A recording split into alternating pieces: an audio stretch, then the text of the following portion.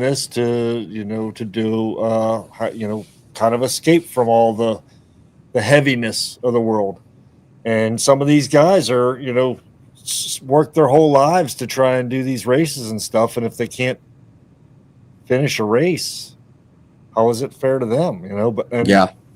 But then at the same token, somebody might say, how is it fair to everybody else? It's a double-edged sword. Sure. Exactly. There's no right answer. Yeah. Yeah. Because everybody. I don't understand. I don't understand. And I don't know. People can hate me. I don't care. I don't understand how you're making friends doing stuff like that. Who knows? But I know the audience has no idea what we're talking about. So, Aria, should we kick off?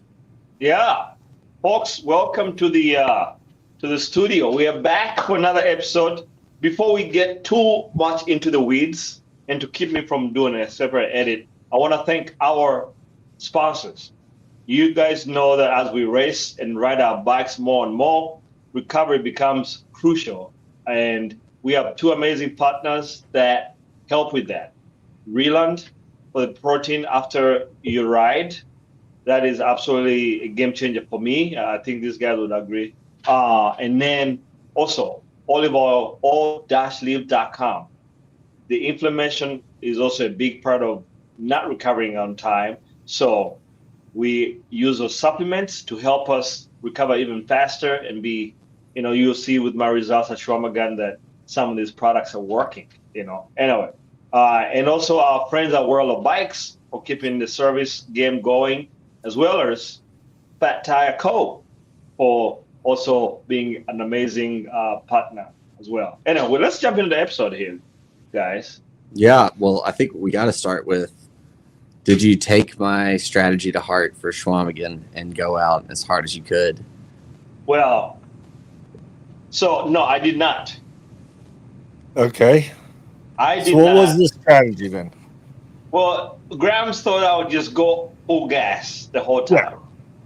Now, there's a couple of things. I wanted to do that, but I only have like 4,000 miles for the year. Normally, yeah. Normally, I usually I'm looking at, I'm surprised you even went. Why did you even show up? I did. You should have been out there. You should be out doing multiple centuries back to back. I mean, how many miles? I mean, you need more than 5,000. I tried to work with a plan that I knew was going to allow me to kind of ride faster towards the end. It rained pretty much all week, so the course was wet.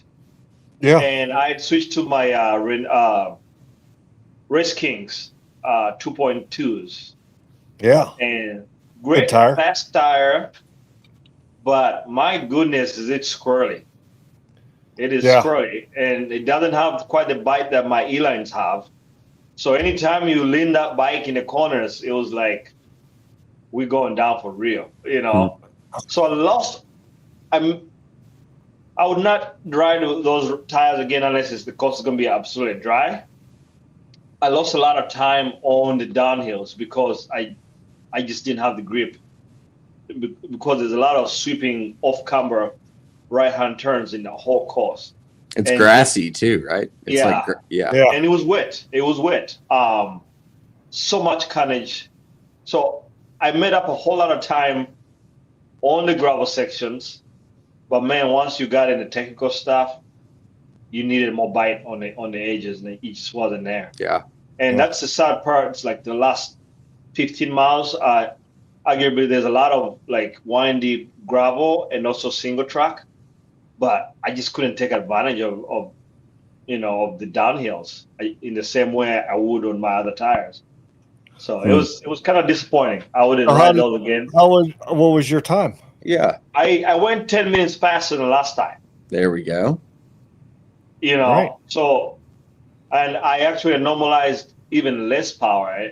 I normalized, last time I normalized, I think 204. I normalized at 198 and 10 minutes faster. Nice. So I think, So better technically. Yeah. So if the tires, I think the E-lines roll pretty well. But I think if I'd been able to be confident in how I was going to handle on the downhills, on the scrolly stuff. I think I've been okay. Yeah. Going uphill, the course was wet, so I was spinning out, like even seated, like my tire. I just What tires were other people riding? I saw a whole bunch of mix, but I see like the ground control. I think that's a Specialized tire. Yeah, That seemed to be a popular one there. There were a lot of Terravels. yeah, I saw a lot of other like Maxxis tires also. yeah. So- Our guys, everybody at our shop runs Maxxis. It's all Maxxis. Like I'm trying Yeah. to talk people into some Terravel stuff, and that's the Ardent Race or the Aspen. I probably would have looked at Aspens. yeah. That's so yeah. It definitely. You live and you learn. Sometimes if it's not broken, don't fix it. But it was good though. It was good. It was good. Now I was riding good until I didn't fall apart at all. Did you go down? No, I did not. But Nice. we're going the fast grassy uphill that it's like 18 to 20%, but it's only like maybe a tenth of a mile. It's not that long. Maybe not even that long. I would say 300 feet climb, but like at like 18 to 20 something percent. We get up here and we're all bunched in. This guy is like, where's the gravel? I look back, and he's riding a cross bike with probably not even 40s. So That's pretty badass. Yeah, the first section's undulating, so he kept up, and then we hit this other downhill, like we were doing like 35. So he's smart center of all of us, everybody mountain bike. And then next thing I hear him like, oh my God, I'm going down. And I had my camera rolling, but I knew that if I took my hand off the handlebar, it was also done for me. So we look back and I look and everybody's just fanning away from this guy. Somehow he must have hit a bump and he'd come off his bike. So he was like right there by the crown, like the very front. Oh my gosh. So he's sitting there skidding like at 20 some miles an hour. Luckily the grass was wet, so that he wasn't like gripping. So his feet are just sliding and he kept it upright. No way. Saving the day. He kept it upright. I don't know that he finished. I think once we told him that, hey, the next 27 miles of this grassy field, I think he was like, I'm out. Yeah. Yeah. You got to wonder, like, how do you go through all of the hoops of registering, getting the time right, like putting your number on, going to check packet pickup? Do you not say, well, something's not right here? Maybe I brought the wrong bike. Yeah. Or besides, like, look on YouTube. I feel like most people anymore you check YouTube and see if there's a... I doubt that guy looks at YouTube. If he's riding like an old school cross bike, he's probably just a solo rider. Somebody, I guess I can get the idea of the cross bike, and I can see the lure of it maybe, but I don't know that I would. I think that's still not.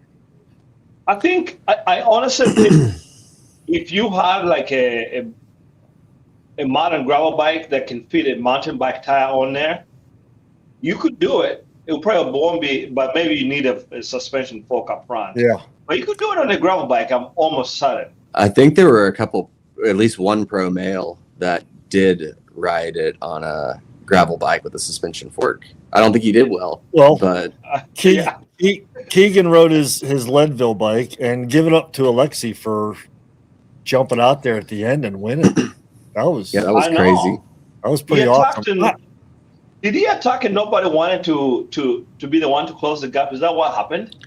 I think he said he attacked in the last 7 miles. He said he attacked a couple times and someone would go with him, but when he flicked him through to pull, no one wanted to work. So he just, I'm thinking what happened is that he attacked, someone went with him. They both thought they were going to sit up. The guy sat up and he just kept going. He's just like, see you later. Yeah. And like a weird attack. He got a gap and ended up making the most of it, which was great because he just bumped himself from like 7th or 8th up to like 4th place in the standings. Yeah, which Yeah. is insane for how. Yeah. Like I feel like he hasn't been having a good season at all this year. No, he's been kind of just there. Right? Yeah. Yeah.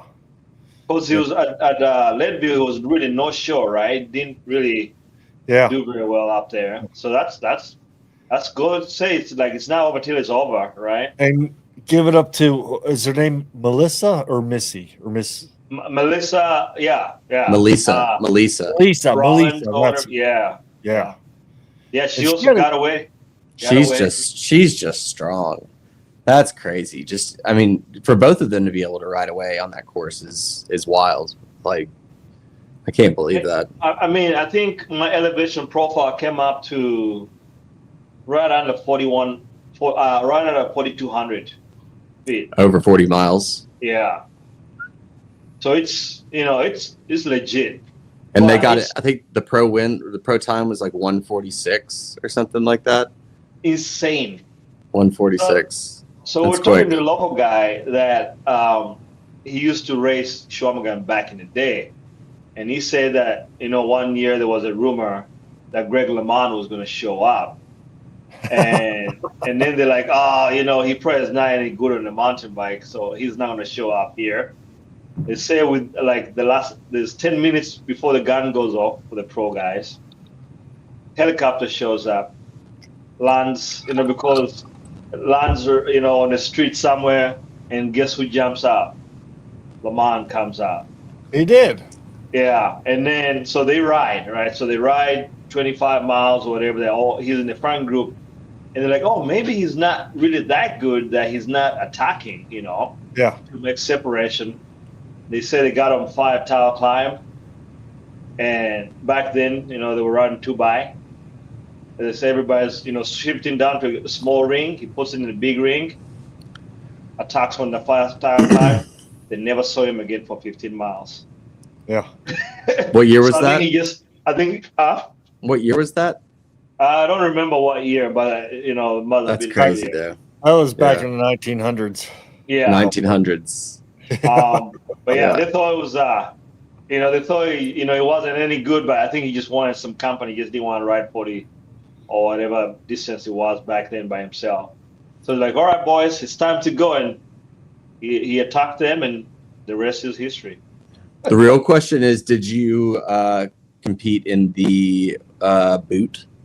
Like the boot competition or Stein competition? No, it was, man, everybody wants to be doing that. Like, it is insane. Like, you have to be there, like, fast in line. Yeah, I did not. The Didn't do it. Stein, right? The Stein. Stein holding contest or whatever it's at. Yeah. Yeah. It was kind of a mess. It was a pretty good paycheck, though, for the racers. Really good. Great event. Minus my tires. My tires were crap. Yeah. Well, the good tires for the wrong day. If it had been dry, I would have been perfect. Yeah. How fast do you think you would have gone if it had been dry on those tires? I think I probably lost another 10, 15 minutes would be my guess.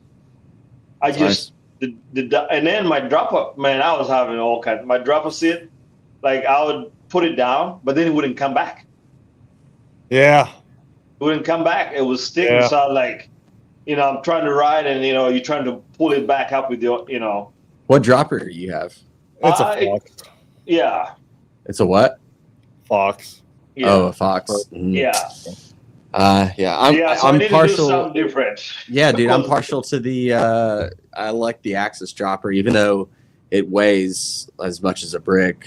I don't really mind that much, but Nope. I've heard it's the so Axis- useful. The Axis droppers are nice. SDG is a good dropper. I've got the same issue with my transfer right here. This one, because it's brand new and it's Kashima and stuff, it'll come up, but it doesn't always come up the whole way. I didn't realize that until like 2 rides ago. I went out for a ride, I used it, it came up, it didn't come up the whole way. And I thought, oh, maybe my seat height or something moved. So I raised the seat post in the ride. And then I go and I rode it, and then it came up the whole way, and now I'm like too high, so I had to lower my seat post. And Now this you can't bike, clip in. yeah, and this bike I'm taking to Italy is man, the dropper on it doesn't fucking work at all. I'm like pulling down and reaching down and pulling it up and trying to grab it with my knees. So I think I'm going to take that one off and put it on the Italy bike just so that I have a decent dropper out there. Yeah. But yeah, what's the most important thing about a dropper for you guys? Because like I like the one thing I really love about the Axis dropper is that I can drop it all the way, part of the way, bring it back up a little bit of the way. Like it's not up or down. And then for me, the lever, like if the lever's bad, like if it's uncomfortable, I just don't like it. Yeah, one up in the PNW. I don't know. I don't use a dropper that much. I'm still trying to figure it out and get used to it. I hardly use it. Although riding this big bike, getting ready for Italy, I am using the dropper post more and more. But when it gets so low, when I push it the whole way down, it doesn't feel right. I don't feel like I can control the bike like I should. So I drop it like halfway. Well, me too. Okay, go on ahead. I'll let you finish and then I'll ask a question. No, I'm just that way. Like I feel like when my seat's completely out of the way, with the exception of like really steep, I feel like I need to have it like halfway. Yes. Like I need to feel my seat so that it helps me orient the bike. Yeah. I can see that. I don't know. I feel like I'm not a great mountain bike rider, but what I see great mountain bike riders do is that, even with the dropper post all the way around, the way that they're moving the bike left and right to like really dig in, they're getting that feeling because it's coming up against their inner thighs and legs. I mean, I think that we're not aggressive enough to like really use the bike the way that it's supposed to be used is my guess. So I'm old school in that, like most of my riding. This is the first dropper I've left on a bike. Only because we're influencing you in the right to make the right decision. The other top fuels I had, I took my droppers off. The only time I thought I would need a dropper was when I went to Bentonville. I didn't have it on there, and I ended up lowering the seat so that I could do some drops and I could do some tabletop stuff. Poorly, I might add, but I don't know.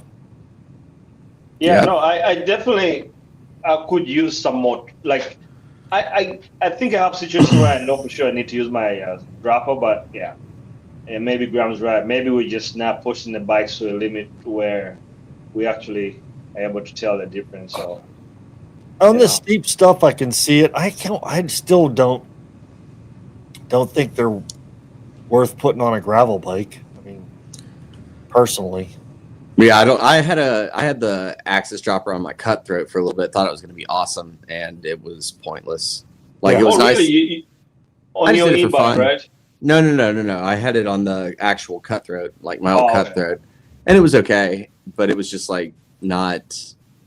I really wanted it because the like Explorer dropper, it was the only one that had. If you just lowered it a little bit, it would actually give you suspension. So, and I really liked that idea, just like some suspension through the seat post. But now, like the new Axis dropper, the mountain bike posts, or all of them, they all do that, which is kind of nice. But all in all, I thought it was pretty useless. I could see, I think a nice place to have it, and maybe Jason, you can comment on this, but if you've got a bike fully loaded down, like your bike packing, it might be nice to have a dropper when you're going over some descents, or if you're stopping and like things like that. I guess it all depends on how aggressive you're going to be and how steep of downhills you're doing. I mean, if you're just doing a bike pack where you're just doing gravel roads and maybe some light single track, I don't see that it's needed. But I mean, I think the other thing to think of is that, I mean, it's there, so why not put it on? Most of the people I see using their dropper post are just, when you finish that last session and you stop and you put your dropper down, you can sit there on your bike. I think that's the only reason Graham has a freaking dropper. Probably. So hang out on the trail side without having to, totally get off the bike. I mean, that's guys. You don't know this is how I ride. I ride up to the trail.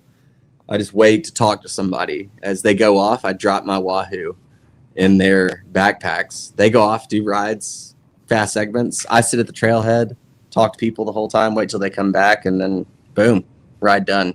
Oh, I think I left that in your pack somehow. Yeah, it must have fallen off. Past world problems, man. It's the way to do it. You That's social riding. So what else is new? We were talking about the Vuelta there for a little bit. Yeah, before I guess we went live right in the middle of it. So, yeah, Vuelta España just ended. It was an interesting race. I thought. Jonas Jonas. So Jonas got first. So he, I guess, consolation prize for again getting beat up by Poggi in the Tour, and then Joel Almeida, Poggi's teammate, got second. Never really had a chance of beating Jonas, I don't think.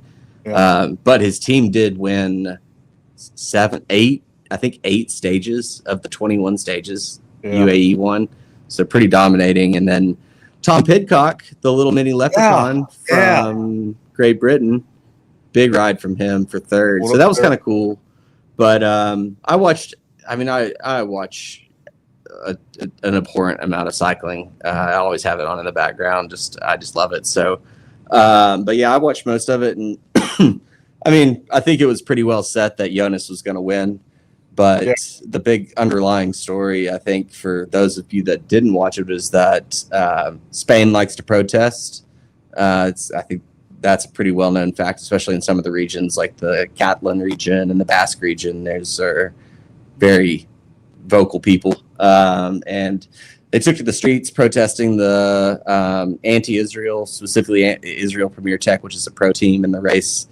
They were protesting their involvement with the ongoing Israeli-Palestine war, and so several stages were shortened. The final stage was basically canceled mid-stage. Yeah. And they didn't even have a podium presentation. Yeah, the riders got together in a hotel and did their own fake podium. So kind of interesting, but a beautiful Grand Tour. I love the Vuelta, but it was marred, I guess, by a few things. And I think regardless, I don't think we should get into the politics of everything here, but I do think that it's interesting to say what's the impact on cycling. So who's the guy for UAE that he's been just out winning all kinds of stuff, and he's got 8 race wins in 20 days or something? Other than almost a record. Del Toro? Is that him? The Mexican? Probably. He's been winning a lot. He's been winning a lot recently, yeah. Yeah. I think they said something he raced 11 races in 21 days and won 8 of them or something, or 7 of them. He's a beast. Yeah. Yeah. Great. Yeah, a lot of people were saying that if Del Toro had been at the race with Almeida, then maybe one of them could have beaten Jonas, trying to 1-2 him and everything, but it just wasn't to be. And Poggi, did you see that I think he did Canada, and then he let his buddy up the Canadian races. Oh, and that was the Montreal race.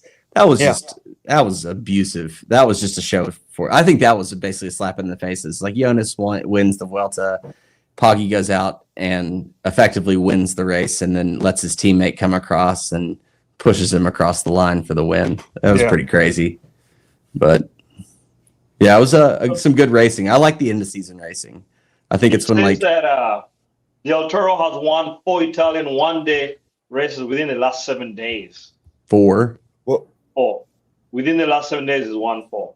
You know why they're doing that? Why UA is winning so much, though? No, I mean, obviously so they're trying to beat. I think it's Garmin HTC. Back in the 2000s was the team. I think their record was either 85 or 96. I don't remember. One of those numbers wins in a year, and UAE is their goal is to set the record for the most wins. So they got the money. Yeah. They and they got the riders. They're good. I think how cool is that name, Del Toro, man? The bull. Yeah. Hey, what about these guys are riding this hard at the end, in September? They've had a Right. hard. I mean, they've been riding all summer, and to still be able to put down watts and do stuff.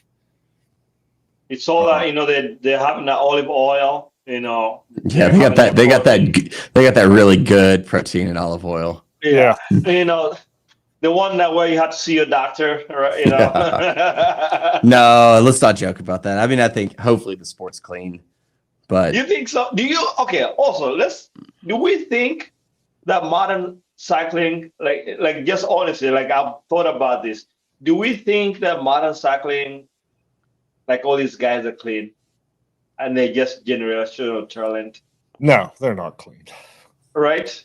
Right. I'm like, because the science is getting good. The science gets better, right? I'm just, I don't know. Yeah, I can't believe that everybody's clean. I mean, who knows? But I think so.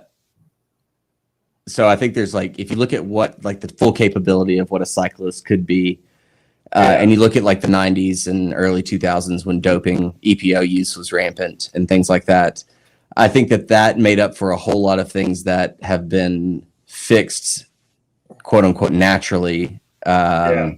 With like advances in science to where there's not doping like EPO doping. There's probably there are people that are busted for testosterone and EPO and things like that. But I think really what's happened is that the gap has been bridged by things like nutrition and then like, data mined training and focus on recovery and probably nutrition more than anything. I mean, even 10 years ago, riders were going out fasted to go do big, long endurance rides and taking the insides of bread baguettes out because the crust had less calories in it, stuff like that. Right. I mean, so, but if you ask the question, if I think people are doping, I think that there is doping going on, but I think it's a different type of doping. I think that like everyone right now is at the very top level is plus minus 0.5% as far as like what they can do. And so then they're trying to find what is the, 0.1% or 0.05% that I can gain from using ketones or, using bicarbonate lotion or, all these things. And they're probably using all of their labs to figure out what is the micro doping that I can do to make myself that little bit better. They all have those little winder motors in their frame that, run their cranks while they're going uphill, just that last little bit of 5 watts. Yeah. E-bikes. It's all e-bikes. Yeah, no, that's seriously, like I've just thought about it and I just wondered, if there is something in the water. But yeah, I think you're right. Nutrition, people understand now, carbohydrates, the sugar in your bottle as you're racing is good. You shouldn't rely on fat to give you all the carbohydrates you need in a race.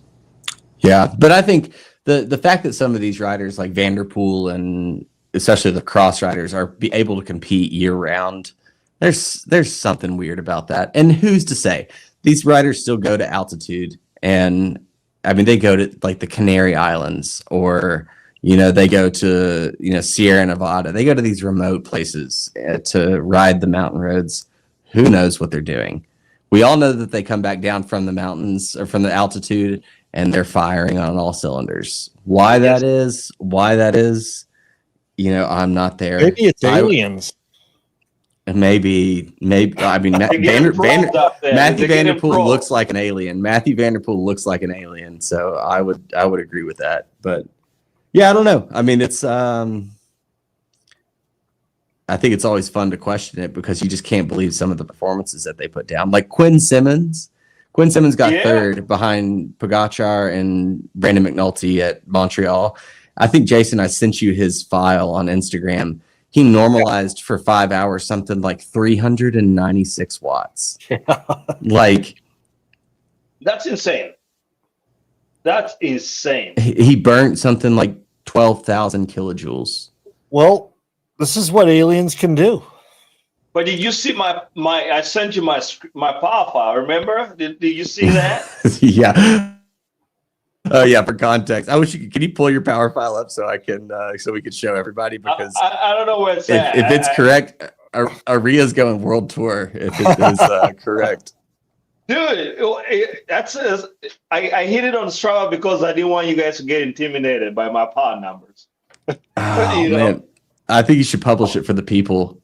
Apparently, Aria can do like I think the same watts that Quinn Simmons can do. It's like, what was it, like 380 watts for 2 hours or something like that? No, not quite. No, it was minutes, I think. You know. You know what's doing this? Why they're going so fast? They're all waxing their chain. That's what Facts. it is.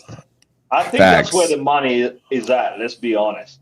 So I picked up my bike, my gravel bike from World of Bikes, 3 weeks ago, 2.5 weeks ago. They worked my Papa chain, my SRAM Papa chain. Yeah. And man, I've had 200 miles on it, and 60 of those were like wet, dirty stuff. And the chain's still good. Yeah. Still clean. It's still purple. Fine.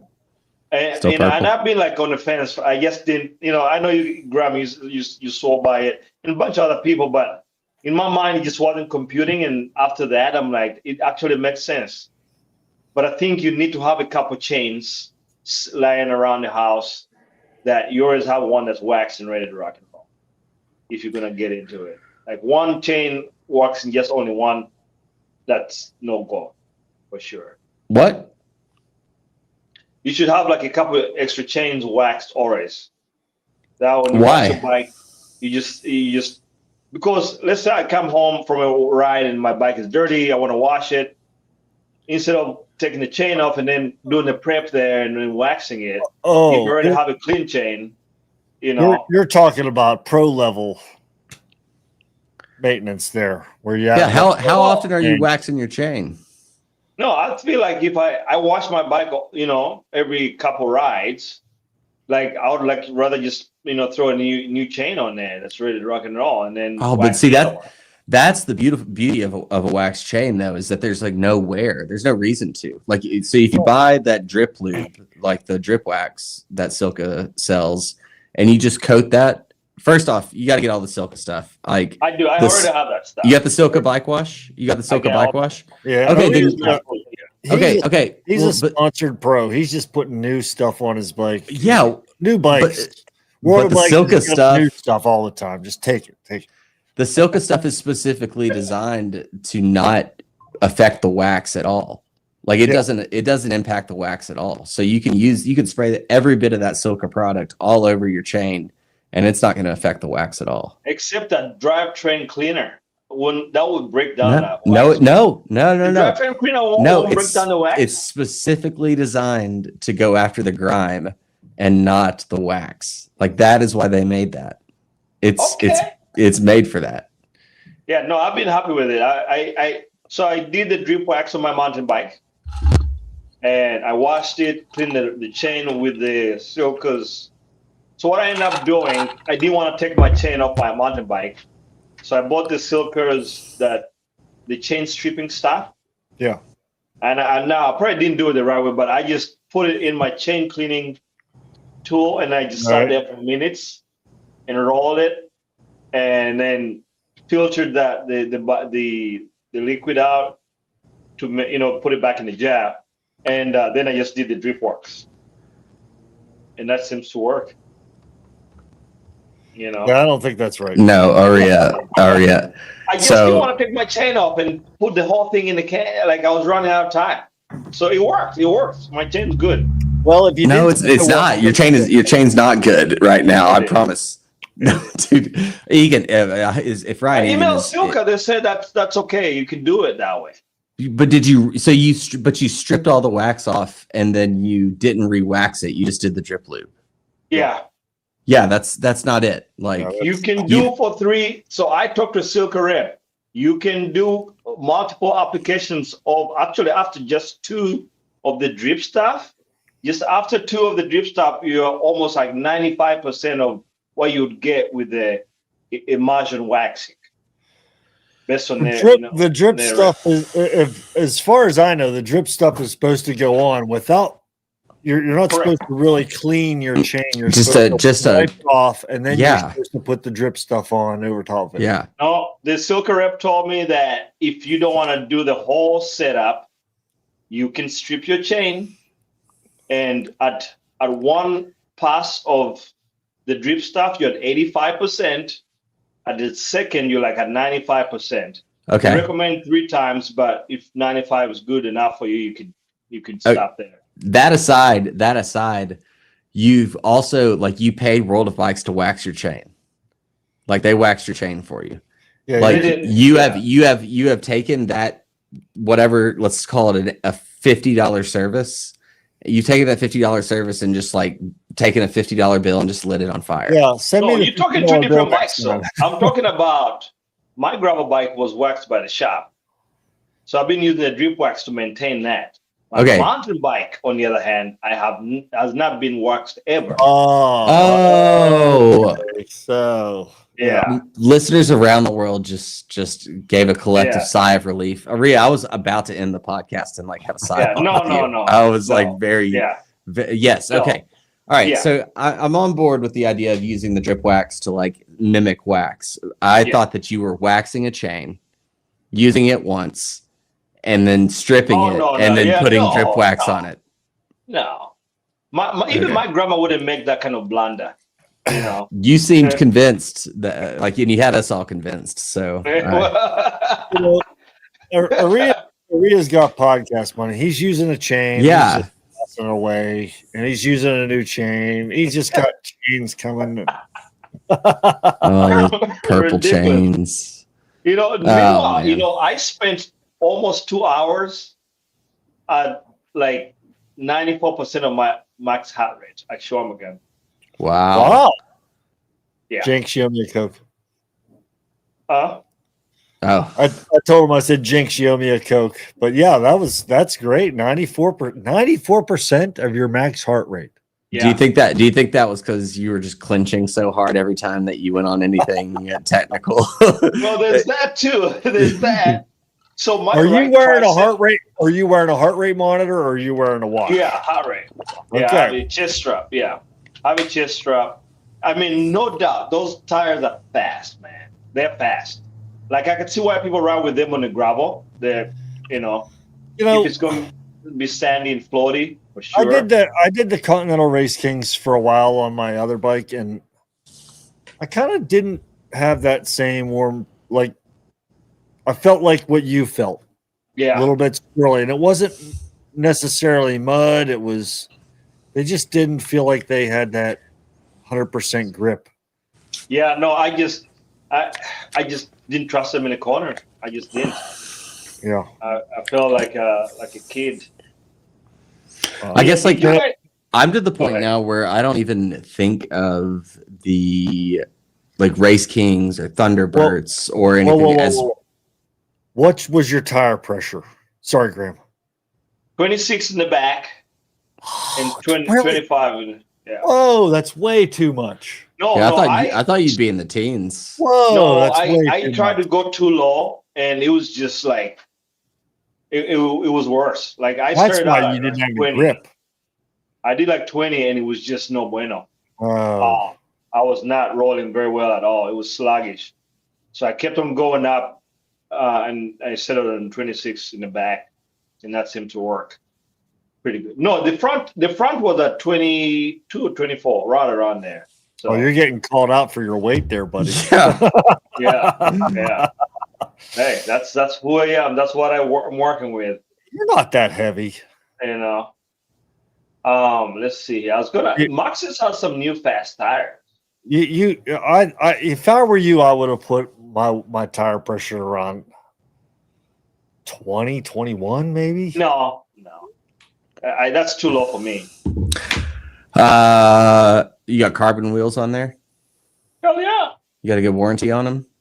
Yeah. I would have There's run a- that. there's I a- would have run that so low to where I was hearing the rims ping. Yeah, those are 30 wide, aren't they? Yeah. Yeah. Yeah. No, it's just I like to run a little bit high pressure for me, and I think Yeah. it's my brain thing. Like I don't like to run too low. every time I've done too low pressure, I've crashed. So for my mind, my mental, I feel confident. Like, so that's the other thing that we need to talk about. It's like kind of all the amounts that we do is in interest of extra. I'm not getting paid to win the race. I'm not going to win that race. I know that. So it's like, how can I finish, feel good, feel confident about every section I'm doing, but still feel like I'm in control of my bike? Because I don't want to go too low, because that's what everybody does, and then I don't feel comfortable in my setup. So I play with it, and then whatever I'm comfortable with is what I ride with. Yeah. And I tell people that's what you should do. Don't jump on the whole band, tire wagon. Oh, this is the fastest tire. Run what makes you confident. So I think. I think is that what you ended it with? Yeah, no, without a doubt, So how did you come to this tire pressure? I use Schramm's tire pressure calculator. Okay. Yeah, there's science behind this stuff, guys. Okay. Because I have to balance that stuff. I know people that go and ride a section and try that section of whatever trail at different PSIs. That's exactly what I did. And you start off high and you work your way down. Yep. And then when you get I took like 3 days of pre-riding like 25 miles off the course, and I was just kind of testing the different pressures, and that's where I landed that I felt like the bike was most in control. Maybe the front could have been a little bit lower, perhaps, but I feel like having more contact surface wouldn't have helped, because I didn't have the knobs to grab on the wet stuff. I just didn't have that. So having a wider contact patch, I don't think would have helped, but could be wrong. Some of the pros, I think, are running like 15, 16 PSI on their tires. But those guys, 142 pounds. I have not been 142 pounds. Well, they are lighter, that's for sure. Since 1987, I think I was 142 pounds in fourth grade, so. Yeah, I think in that situation, I would have run it as low as I could have. Because what's like Dylan Johnson talks about this on like some of his podcasts, and what feels fast and feels slow is not always the right thing. And I think it's so hard in a sport, especially mountain biking, that is reliant on feel and your own style and how you do things, that especially if you're pushing and you feel like it's dragging, you're gonna immediately want to pump it up, because a pumped up tire feels faster. But I don't know. I think it is faster in most cases, but whenever you get into like cornering and such, it doesn't do as well. I was at a race in Waterloo, and this guy, I passed this guy. He like wiped out on a corner, and I went around him and like took off. End of the race, he comes up to me. He says, "How did you go around that corner and pass me?" And I was like, "I don't know, And as we're talking about tires, and and he's like, "What kind of tires you run?" We had the same exact tires on. Yeah, and I think that's where. Yeah, you're right. Go ahead. And I said, he's like, "What the heck?" I reached over and squeezed his tire. Was it like a pack? Dude, I was like, "What are you running?" He's like 34 PSI. He's like, "What are you running?" I said, 19. What? And we were similar size. He was a little bigger than me. 2 weeks later, we're at another race. He comes up to me, and at the end of the race, he says, "I rode at 22 PSI and did fantastic." That's what I'm talking about. Tires. So. Yeah, no, I honestly think, and like for Chequamegon, it's so diverse in the terrain you're going to ride on, because you have the pavement, you have the really fast gravel, you have the really like loose fire tower climb, and then the grassy stuff. So I think, finding the middle ground there is the way to do it. So it's not a cross tire. No, don't do gravel. Well, you can do a gravel bike if you could do like a 2.2 or something on it. But I think anything else is gonna be, it's not gonna be comfortable.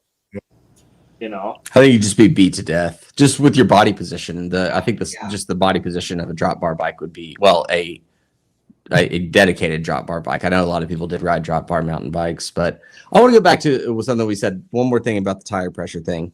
So if you pump a tire up too much, if you slow it down, people used to run like 80 and 90 psi in their road tires thinking that it would go faster. If you slow that down and do a high, like a slow-mo camera, the tire is actually bouncing along the ground at that pressure, not actually driving. So if you're putting power through the back wheel, you're actually not getting power. So while there is a happy medium, I do agree, like lower tire pressure, if you're going to air anywhere, I would err on the lower side, as long as you're not breaking your wheels or rolling over the sidewalls.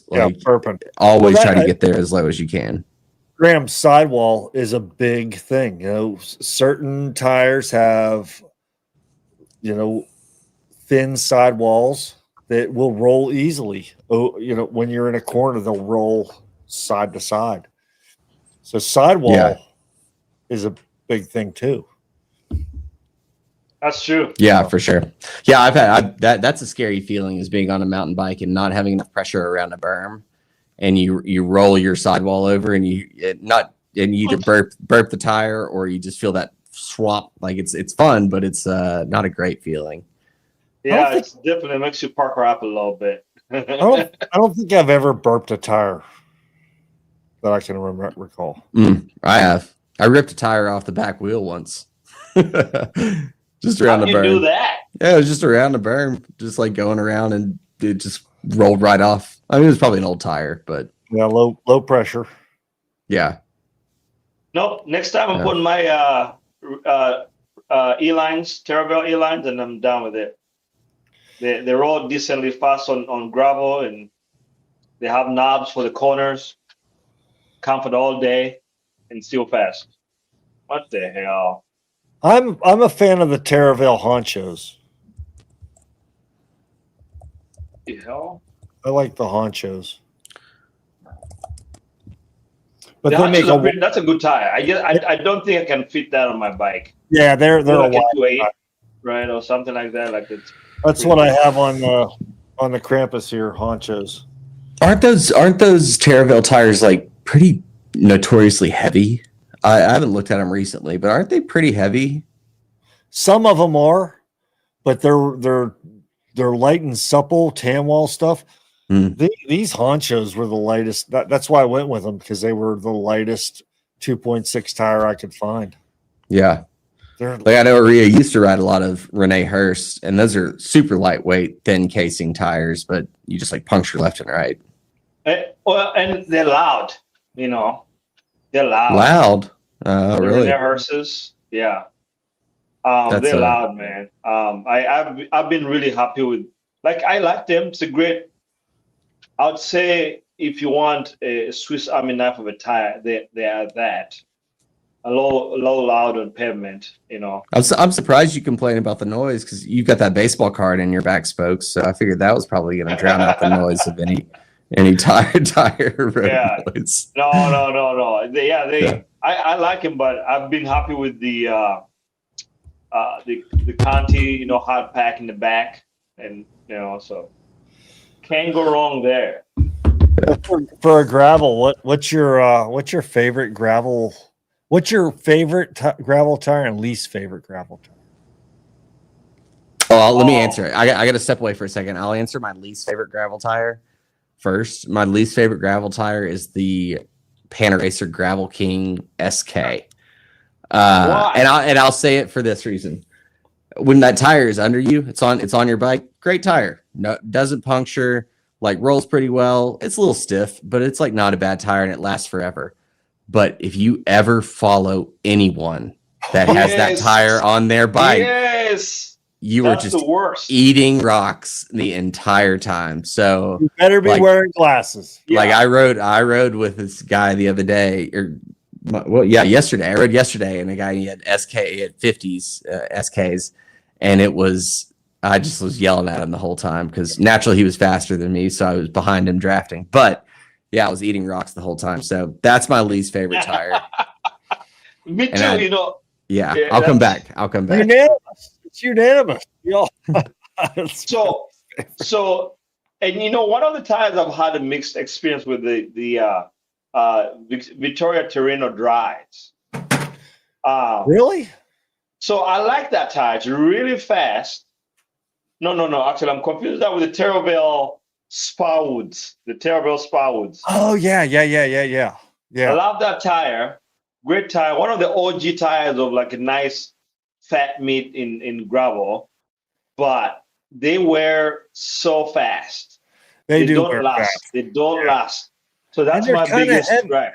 And they're kind of heavy too. Yeah, and they're pricey for the how long they last. To me, is kind of like not ideal. So what's your favorite gravel I tire? think right now my favorite gravel tire.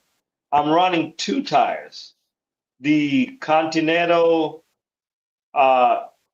Terra Adventure. Yeah. And then the Continental Hat Pack. Yeah. Both in 50 mil tire. Yeah. I've been happy with those. I have that. I have the Hat Pack in the back, and then the Adventure in the front. The Adventure has more side knobs and stuff, but still has a pretty nice rolling center tread. So I've been happy with that tire. They're silent on the road, and they're freaking fast.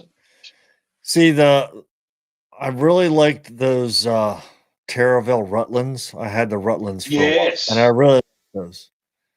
And then I haven't had those in a while, but I've been on my one gravel bike. I've got the Ramblers, and I'm still a big fan of the Rambler.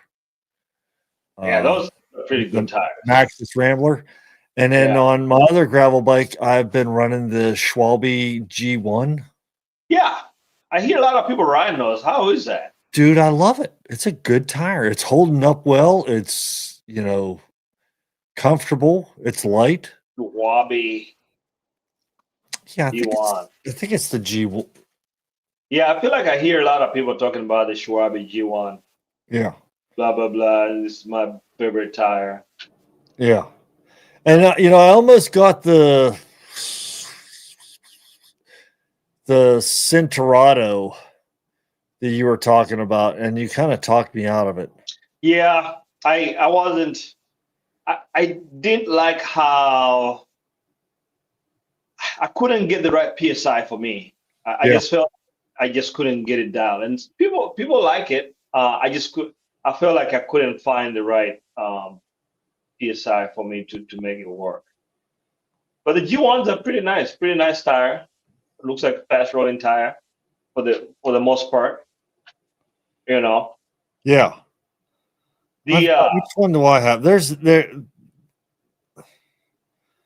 got a couple of different ones. I forget which exact one I have, but it's one of those Schwalbe GRS or GS or G something or other. This is what I recommend for me. In my mind, this is. If you disagree, let me know what your favorite cross-country mountain bike tire is. To me, in my opinion, I've been riding this tire for 3 years now, and I think that's the only tire I like for like a variety of conditions. Those came out. I think they came out right after I got my honchos for the cramps here, and I know a bunch of the homies down there at World of Bikes were riding them. Yeah, and I'd often wanted to try them out, and I could tell they look like a good tire. And I think they're all pretty well, to be honest. Yeah. What are those? Terraville Airlines. I've got those on my e-bike. That's what's on my e-bike. Yeah, they rip on the single track. Now out here, up in the mountains where I ride here, it's an Guy on the front, like a 2.5 Guy on the front, That's Maxxis, and then a Minion, which the Minion DHF or what it is, Yes, whatever you call it, those are got to be the most popular tire out there. They're heavy. They're Yeah, hard. but are they supposed to be bomb-proof though? Is that Yeah, why they they're are. like heavy like that? Yeah, you can Like it- rip them across sharp rocks and they won't cut. And that's why everybody rides them here. Yeah. Yeah, it's the same here. It's that, or like a lot of people like the Continental Cryptotals and the Zenithals. Yeah. I've heard good things about those. I haven't ridden them personally, but I like the tread pattern, and they seem like it's good rubber. So maybe next week we should talk about radial tires. All right, you can talk to me about Ray. I'll just like join the podcast because as a viewer, because Well, I'm not going to have much to offer. I'm giving us a week to like learn about them a little bit because I don't know much about them, although we have been selling them at the shop. Oh, Radial Tires is the brand Radial.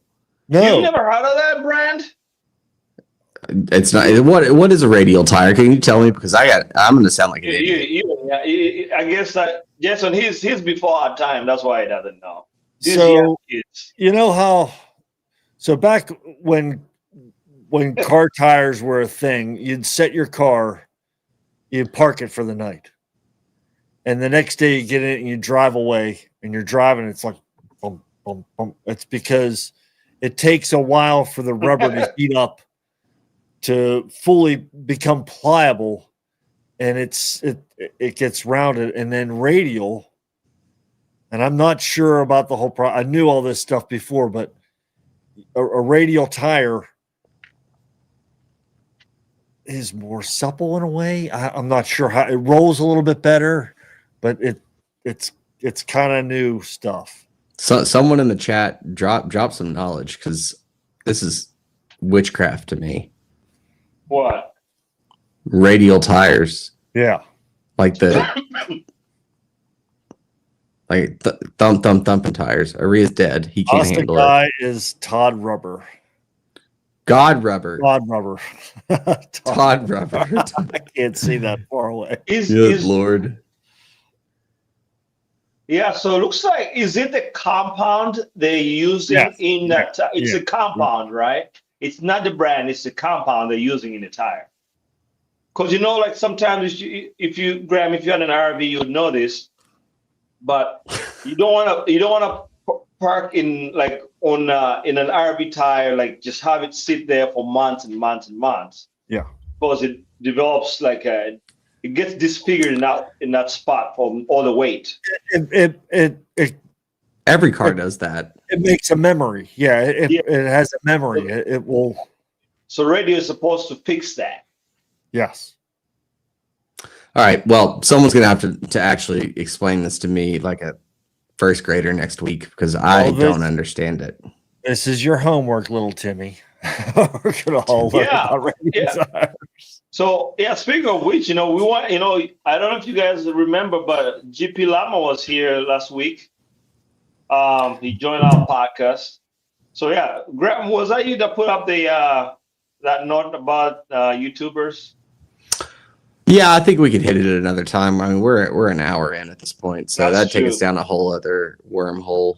But what else do we want to hit? What we didn't talk much about XEO and short track, like the World Championships.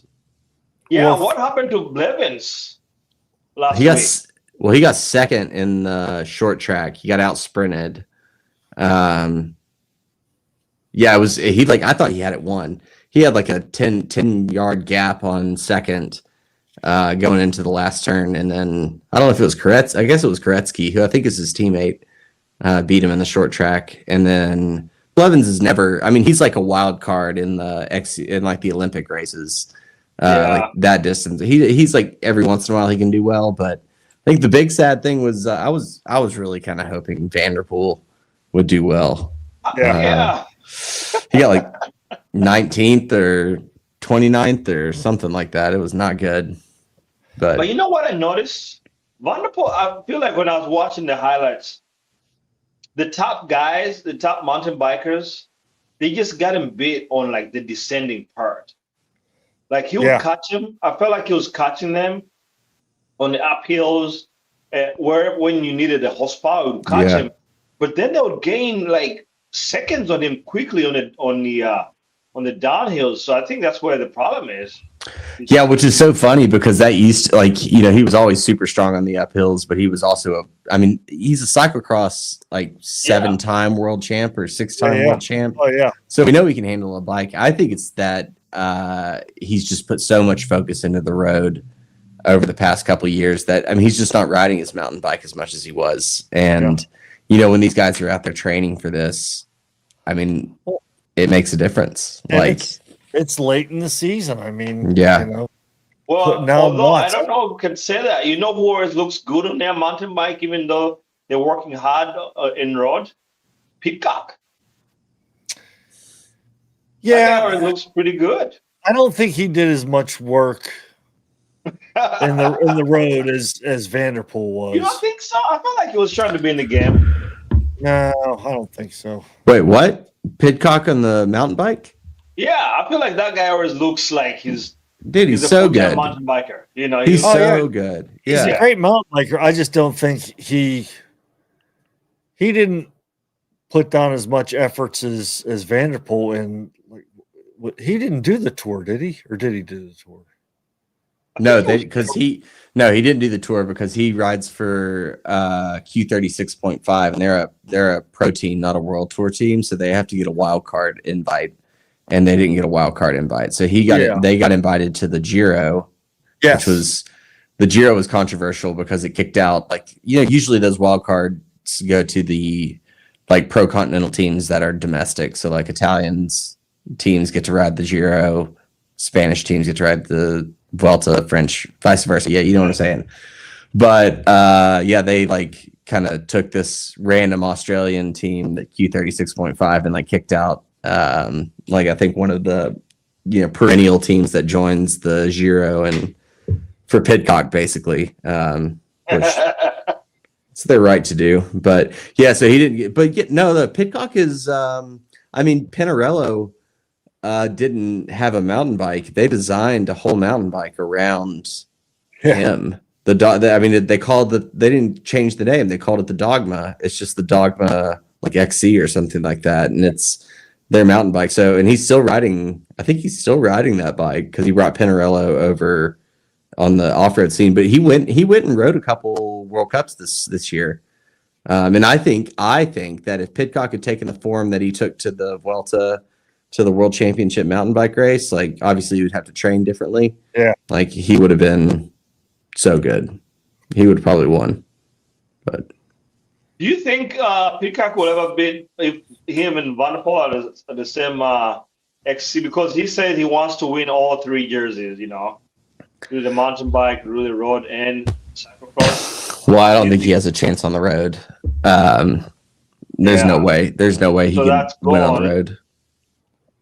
So he's never, and then probably cyclocross will almost be probably impossible for him. No, he already won it. He already won the cyclocross world championship. He did. Yeah, but Vanderpool and Wout were not there that year. That's what I'm saying. I'm like, I wonder if he has the chops to win it with those two guys there. Well, I think those two. I think that their cross calendars are getting reduced more and more and more each year. So, but I think the other issue is that you have guys like Tibor Del Grasso, who's he's on Vanderpool's team. Yes, I'm dropping a name out of nowhere, but he's like a young rider on Alpecin de Koenig and is a cyclocross racer and very, very good and is good on the road too. And I think, it's guys like that that'll be coming out of nowhere. That looks a lot like the Super Caliber. Right? I was gonna say.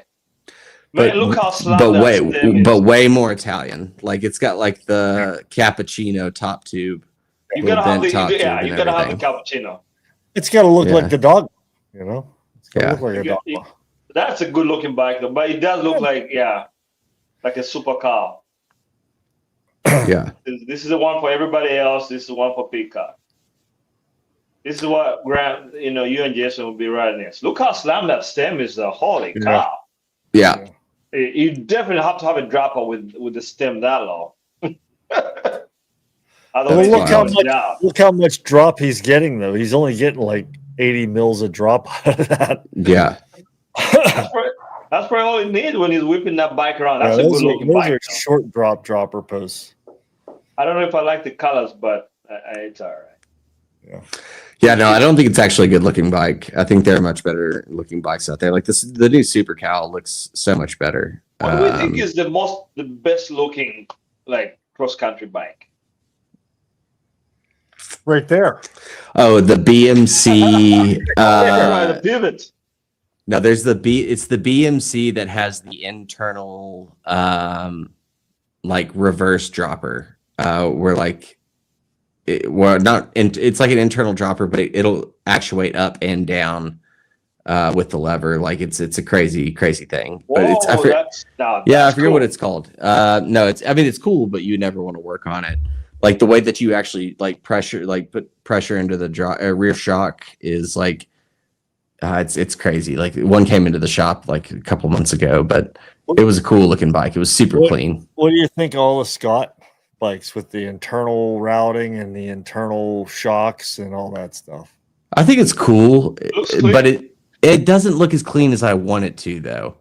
Like to me, it still looks like a little bulky, like they're hiding something. But yeah, I think whoever the guy is that's just been chirping us up all day in the chat has the answer.